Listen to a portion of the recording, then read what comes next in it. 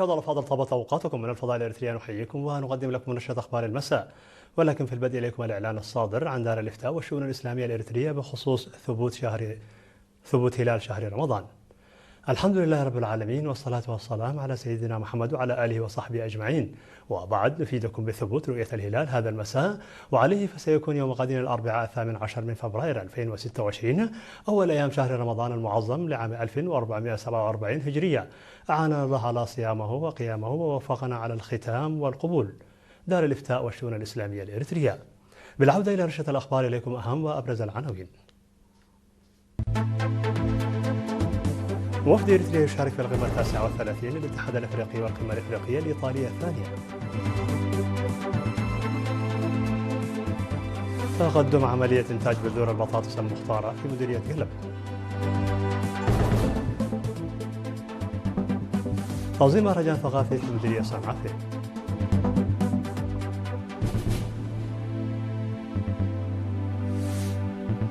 إيران تطلق مناورات عسكرية في مضيق هرمز لمواجهة تهديدات أمنية.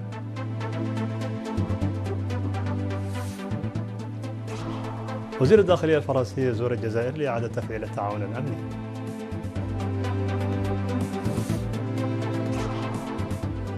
روبيو يشيد بعلاقات أوربان وترامب خلال زيارته بودابست. مرحبا بكم من العناوين إلى التفاصيل. شارك وفد إريتريا برئاسة مسؤول الشؤون التنفيذية في سفارة إريتريا بأثيوبيا والممثل الدائم لدى الاتحاد الإفريقي واللجنة الاقتصادية الإفريقية السيد بنيام برهي في الدورة 39 لمجلس الأمن الدولي، والتي عقدت حول موضوع ضمان إمدادات المياه المستدامة والصرف الصحي الآمن لتحقيق أهداف أفريقيا. وقدم وفد إريتريا توضيحا يعكس سياسة وموقف حكومة إريتريا بشأن المواضيع الرئيسية للمؤتمر بشكل عام، وعملية الإصلاح والسلام والأمن والتعاون متعدد الأطراف، والمقترح الجديد لمستويات المساهمة السنوية للدول الأعضاء وغيرها بشكل خاص. وأكد السيد بنيام برهي في كلمته على ضرورة إجراء تقييم وتخطيط معمقين لضمان حصول أفريقيا على مكانتها اللائقة في النظام الدولي المتغير. وفي الختام أصدر المؤتمر قرارات وإعلانات بشأن أولويات الاتحاد، وبناء على ذلك وافق على اقتراح انتخاب إريتريا نائبا لرئيس الجمعية العامة للأمم المتحدة في دورتها 81. كما أصدر قرارا ثالثا يرفض ويدعو إلى الرفع الفوري للعقوبات الأحادية التي فرضتها الولايات المتحدة والاتحاد الأوروبي على إريتريا وجنوب السودان وزيمبابوي، وأدان بشدة باعتراف إسرائيل الأحادية جانب أرض الصومال، وأكدا دعمه لاحترام وحدة أراضي الصومال وسيادتها. وفي الختام انتخب رئيس بوروندي إيفاريست داشيمي رئيسا حاليا للاتحاد الافريقي لعام 2026. وعلى هامش المؤتمر اجرى الوفد الاريتري محادثات بهدف تعزيز العلاقات الثنائيه والمتعدده الاطراف. والتقى رئيس الوفد الاريتري سيد بنيام برهي برئيس بنك التنميه الافريقيه سيدي ولد طه، واكد مجددا استعداد اريتريا لتعزيز الشراكه الراسخه بين اريتريا والبنك، في حين صرح سيدي ولد طه بانه سيسعى لتوسيع نطاق هذه الشراكه. كما أجرى الوفد الإريتري محادثات مع ممثلين خاصين للحكومة الألمانية والبرتقالية ومدير هيئة الطاقة الإفريقية، وحضر اجتماعات عقدت على المستويين الوزاري ومستوى رؤساء الدول. وحضر الوفد الإريتري أعمال القمة الإفريقية الإيطالية الثانية التي عقدت في 13 من فبراير. تشهد عملية إنتاج بذور البطاطس المختارة نمواً ملحوظاً في مديرية قلب. وأفاد المدير العام لقسم الإرشاد الزراعي في وزارة الزراعة السيد سمر لسوم أن بذور البطاطس التي تم توزيعها العام الماضي قد حققت نتائج جديرة بالثناء. وأشار إلى أن مناخ مديرية قلب ملائم لزراعة البطاطس، موضحاً أن وزارة الزراعة تعمل على تشجيع زراعته عبر تقديم البذور المختارة والإرشادات الزراعية اللازمة للمزارعين.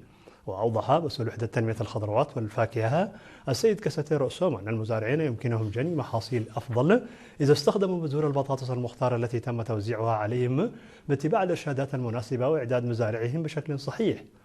وحث أخصائي إنتاج بذور البطاطس في وزارة الزراعة السيد تولى برهان أرون بدوره حث المزارعين على طول وادي عنسبة على اغتنام هذه الفرصة لزيادة إنتاجهم الزراعي.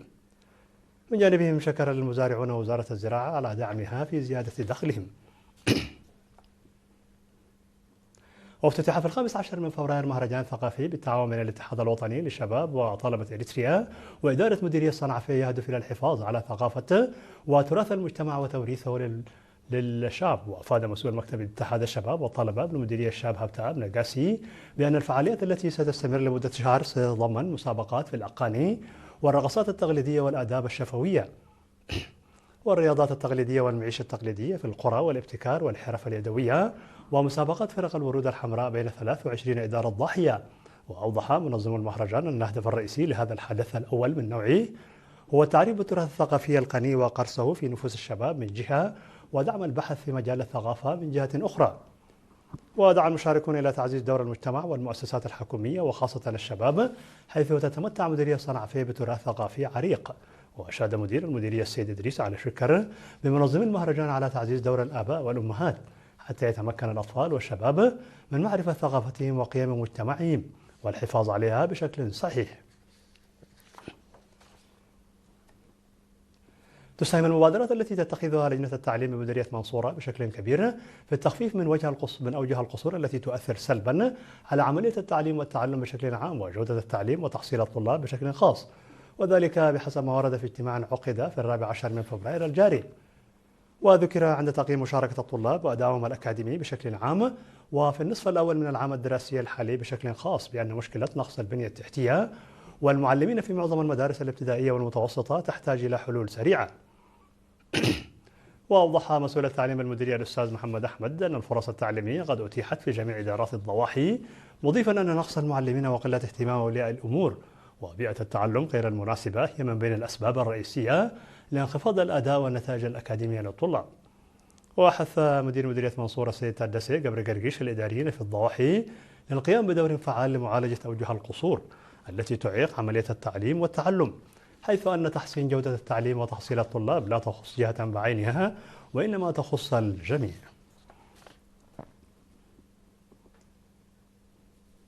تبرع دكتور سلمون قبر دينجل المقيم في هيوستن بولاية تكساس الأمريكية بأكثر من 30,000 دولار أمريكي لجمعية معاق الحرب الإريترية. وقال الدكتور سلمون في مراسم التسليم صباح اليوم 17 من فبراير الجاري أنه جمع الأموال من خلال عمل لجمع التبرعات خلال مشاركته في ماراثون هيوستن الذي نظم في 11 من يناير من عام 2026. وأضاف أنه سيعمل في المستقبل مع جمعية إيري حابنا الإريترية التي تتخذ من الولايات المتحدة مقرا لها لتقديم دعم مماثل. في غضون ذلك تبرع فرع الجمعية الوطنية لمعاق الحرب الإريترية في ميلبورن بأستراليا بمبلغ 140 ألف نقفة. وتبرعت الجالية الإريترية في بوردينوني الإيطالية بمبلغ 74 ألف نقفة و498 نقفة وفقا لمكتب العلاقات العامة لجمعية معاق الحرب.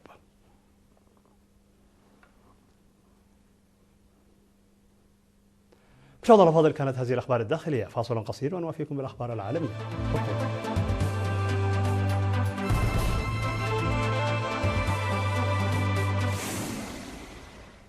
مرحبا بكم على الصعيد العالمي. أطلقت القوات البحرية الإيرانية مناورات عسكرية في مضيق هرمز بقيت مواجهة التهديدات الأمنية. وفقا للتلفزيون الإيراني فإن المناورات تحمل اسم السيطرة الذكية على مضيق هرمز، وذلك بالتزامن مع التوتر القائم مع الولايات المتحدة الأمريكية. وتركز هذه المناورات على قدرة الحرس الثوري على تقديم استجابات سريعة وحاسمة وشاملة لتهديدات محتملة من البحر. وتعتبر طهران تعزيز الإدارة الأمريكية مؤخرا وجودها العسكري في المنطقة ونشر قوات بحرية إضافية تهديدا أمنيا لها. ويعرف مضيق هرمز بأنه نقطة عبور استراتيجية يمر عبرها جزء كبير من تجارة النفط العالمية. وقد صرحت إيران بأنها ستغلق مضيق هرمز في حال نشوب حرب محتملة مع الولايات المتحدة الأمريكية. بدأ وزير الداخلية الفرنسي لوران نوينز زيارة للجزائر تستمر يومين في محاولة لإعادة التعاون الأمني إلى سابق عهده بين البلدين على واقع توترات دبلوماسية مستمرة بين باريس والجزائر. هذه الزيارة البالغة الحساسية تم إعلانها بعد دعوة وجهها وزير الداخلية الجزائري إلى نظيره الفرنسي قبل عدة أشهر، ورغم أنها تأخرت فإنها تبدو مؤشرا أوليا لحدوث انفراج. إلا أن الملف الأصعب يبقى عودة المواطنين الجزائريين المقيمين بشكل غير قانوني بفرنسا إلى بلدهم الجزائر. وكانت العلاقات بين البلدين قد شهدت تدهورا قويا منذ صيف 2024 مع اعتراف فرنسا بخطة الحكم الذاتي تحت السيادة المغربية للصحراء الغربية، حيث يستمر النزاع منذ 50 عاما بين الرباط وانفصاله جبهة البوليساريو المدعومين من الجزائر.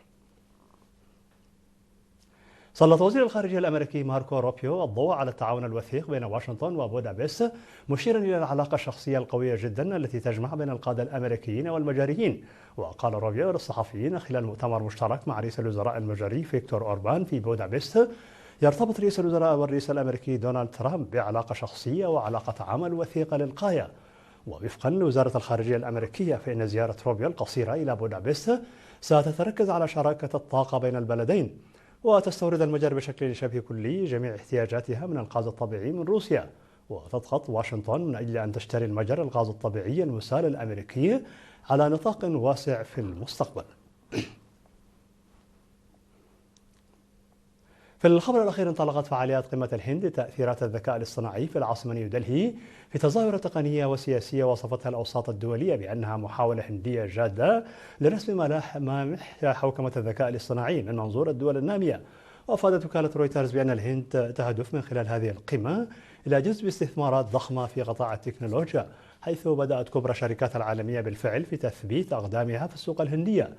ووفقا لبيانات أوردتها الوكالة، أعلنت شركات جوجل، الفابت، ومايكروسوفت وأمازون عن خطط استثمارية تصل قيمتها الإجمالية إلى 68 مليار دولار في مجالي الذكاء الاصطناعي والبنية التحتية السحابية داخل الهند حتى عام 2030.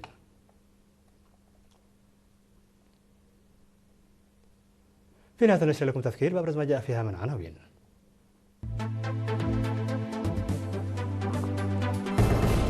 وفد إريتريا يشارك في القمة الإفريقية 39 وقمة إفريقيا وإيطاليا. تقدم عملية إنتاج بذور البطاطس المختارة في مديرية قلب. تنظيم مهرجان ثقافي في مديرية صنعفير بالإقليم الجنوبي.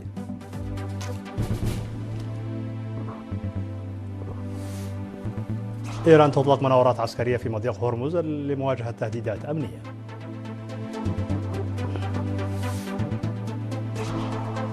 وزير الداخلية الفرنسي يزور الجزائر لإعادة تفعيل التعاون الأمني بين البلدين. وروبيو يشيد بعلاقات أوربان وترامب خلال زيارته لبودابست. مشاهدينا الأفاضل، بهذا نكون قد وصلنا بكم إلى نهاية النشرة. شكرا على حسن المتابعة، دمتم بألف خير.